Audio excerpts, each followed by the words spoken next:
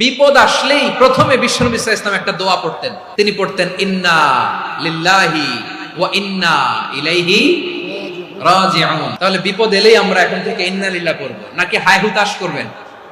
একদল আছে হায় হুতাশ করে, হায় আল্লাহ রে মোর কি হইল রে, মই কি হরমু রে, মই কমবে যামু রে, এরকম বিলাপ করতে নিষেধ করেছেন বিশ্বনবী। কি করব, কই যাব, কি হবে, হায় হায়, এরকম হাহুতাশ আছে না? নাই। বিশ্বাসীরা হাহুতাশ করে না, তারা ইন্না লিল্লাহ পড়ে।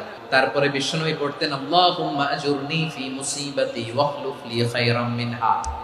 একসাথে প্রথমে পড়তেন ইন্না লিল্লাহি ওয়া ইন্না ইলাইহি রাজিউন, তারপর পড়তেন আল্লাহুম্মা আজুরনি ফি মুসিবাতি ওয়াখলুফ লি খায়রাম মিনহা, মানে আল্লাহ এই যে আমি বিপদে ধৈর্য ধারণ করলাম এটার সব তুমি আমারে দাও, আর যেটা হারালাম এর চেয়ে ভালো কিছু দিয়ে মেকআপ করে দিও, ভালো কিছু দিয়ে বদল করে দিও। সুবহানাল্লাহ পড়েন।